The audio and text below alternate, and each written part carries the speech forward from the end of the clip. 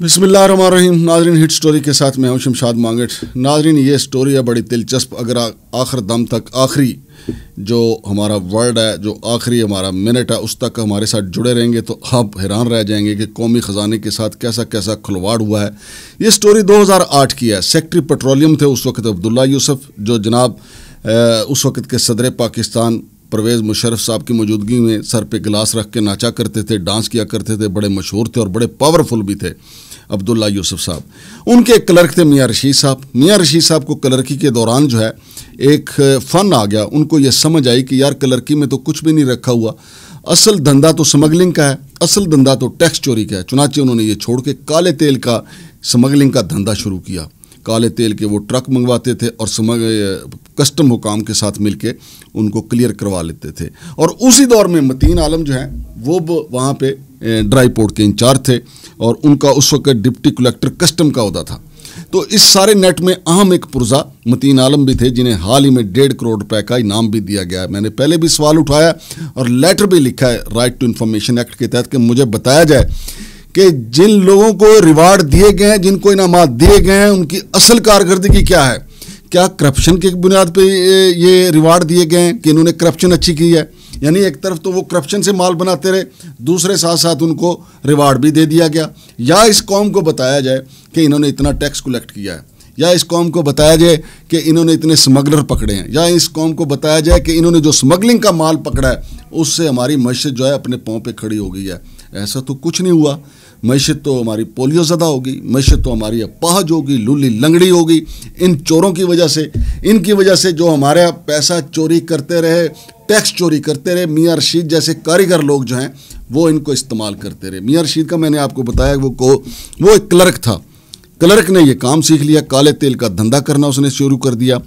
फिर एक दौर आया कि 2008 में 1000 काले तेल के ट्रक जो हैं वो कंटेनर मुल्तान में कस्टम इंटेलिजेंस लाहौर ने पकड़े और बाकायदा FIR दर्ज हुई। उस वक्त भी वहाँ मतीन आलम साहब मौजूद थे और उस वक्त बड़ा सीना पे हाथ मारे गए, जनाब हमने बहुत बड़े स्मगलर गिरफ्तार कर रहे हैं। स्मगलर कौन था? मियाँ रशीद था। मियाँ रशीद के सरपरस्त कौन थे? जनाब अब्दुल्ला यूसुफ साहब थे, जिनके साथ बतौर क्लर्क काम किया था। लिहाजा जब माल पकड़ा गया, FIR हो गई, मुलजम नामजद हो गया, फिर उसके बाद काम शुरू हुआ कि इसको यहाँ से निकालना कैसे है। तो नाजरीन, वाकफाने हाल बताते हैं, FIR की जो अंदरूनी सूरत हाल बताती है कि उस वक्त कौमी मईशत को 6 अरब रुपए का टीका लगाया गया, जो इस दौर का 25 अरब रुपया बनता है। मतीन आलम ने उस दौर में भी बड़ा अहम किरदार अदा किया था इस हेरा फेरी में, इस टैक्स चोरी में। चाहिए तो ये था कि अगर हमारा निज़ाम मजबूत होता, अगर हमारा निज़ाम बोधा ना होता, तो ये जितने किरदार थे ये आगे ना बढ़ते। लेकिन मियाँ रशीद भी अपनी नस्लों को संवारता चला गया और बाकी किरदार भी। और मतीन आलम तो अभी तक देखें, मतीन आलम वहाँ से शुरू हुए, फिर लाहौर चले गए। लाहौर में मैंने आपको बताया कि 2 जो कारोबारी हजरात हैं या स्मगलर हैं, उन्होंने दरख्वास्त दी थी, नबी बख्श और सादक खान, कि हमारे साथ मतीन आलम ने 40 ट्रकों को क्लियर करने का ठेका किया था कोयटा से लाहौर तक। और वो 40 ट्रक बिल्कुल बखैर आफियत कोयटा से लाहौर पहुँचे। लेकिन बाद में मतीन आलम ने 10 पकड़ लिए, उसके ऊपर फटा हो गया और उन्होंने चूंकि इसके अकाउंट में पैसे भेजे थे तो उन्होंने दरख्वास्त लिख मारी उस दौर के, उस वक्त के जो चेयरमैन FBR थे कि जनाब ये देखें पैसे हमने इनके अकाउंट में भेजे हैं। फिर वो इंक्वायरी कहाँ गई? कहा जा रहा है कि जी वो इंक्वायरी दबा दी गई, इंक्वायरी ठप कर दी गई। नबी बख्श और सादक खान भी खामोश हो गए, मामला आगे नहीं बढ़ा। लेकिन ये मैं बात कर रहा हूँ 2008 की, और 2008 में मुकर्रम जान अंसारी जो एडिशनल डायरेक्टर कस्टम इंटेलिजेंस थे, उन्होंने ये सारा जो है ये स्कैम जो है पकड़ा था और सारे अखबारात में भी आया था। और नाजरीन, इस केस का एक और बड़ा ज़बरदस्त पहलू आप सुन के हैरान हो जाएंगे कि इस केस की तदफीन में, इस केस को दफन करने में उस वक्त के जो मेंबर कस्टम थे अफजल भट्टी, उनका बड़ा अहम किरदार था। और अहम किरदार सुने कि इस गोरकन के रिटायरमेंट में सिर्फ 2 दिन बाकी थे। गोरकन ये कोई कब्रिस्तान का गोरकन नहीं था, ये मेंबर कस्टम था अफजल भट्टी, लेकिन इसके रिटायरमेंट में 2 दिन बाकी थे। 2 दिन थे इसके पास, इसने इस केस की तदफीन करना थी, इसको गुस्ल देना था, इसको कफन पहनाना था और इसको उस ताबूत में डालना था कि जहां से दोबारा ये केस निकल ना सके। तो अफजल भट्टी ने अपनी नस्लें संवारी, قوم کی نسلوں کا اس نے نہیں سوچا، اور 2 دن کے اندر اندر اس نے اس کیس کو بالکل تابوت کے اندر بند کر کے دفن کر دیا، اور یہ کیس ہمیشہ کے لیے دفن ہو گیا۔ تو ناظرین یہ اس دور کا 2008 میں 6 ارب کا تھا، تو اندازہ لگائیں اس دور کا یہ 25 ارب تھا۔ اور اس کیس کی، اس FIR کی دلچسپ بات جو میں آپ کو بتا رہا ہوں کہ کسی ایک کلرک کو بھی سزا نہیں ہوئی۔ میاں رشید کو تو کیسے سزا ہو سکتی تھی؟ میاں رشید تو اصل سونے کا انڈا دینے والی مرغی تھی۔ میاں رشید نے تو پتہ نہیں کس کس کے گھر کے چولہے جلا رکھے تھے۔ میاں رشید تو پتہ نہیں کس کس کے بچوں کی فیسیں دیتا تھا۔ میاں رشید تو پتہ نہیں کس کس کے بچوں کی بیرون ملک فیسیں دیتا تھا۔ یہ وہی گورکن ہے افضل بھٹی جس کے بچے آج بھی امریکہ میں تعلیم حاصل کر رہے ہیں۔ تو ناظرین یہاں بچوں کی جو صورتحال آپ کے سامنے ہے، تو ہمارا تو خون کھولتا کہ ہمارے آباء و اجداد نے یہ ملک بنایا تھا کہ یہاں پہ اسلام کی جو روایات ہیں وہ فروغ پائیں گی، یہاں پہ مساوات ہوگی، لیکن یہاں تو عدم مساوات اتنی بڑی ہے کہ یہاں چور چکوں نے ہماری معیشت کو کھا لیا ہے۔ اور اوپر سے ظلم یہ ہے کہ سسٹم ان کو گریبان سے نہیں پکڑتا، سسٹم ہمارا ان کو گریبان سے پکڑ کے قانون کے کٹہرے میں نہیں کھڑا کرتا۔ اگر ہمارا سسٹم میاں رشید کو پکڑ لیتا ہے، اس کلرک کو، تو یہ آٹومیٹکلی جو ہے یہ گورکن جو ہے افضل بھٹی یہ بھی کٹہرے میں آ جاتا۔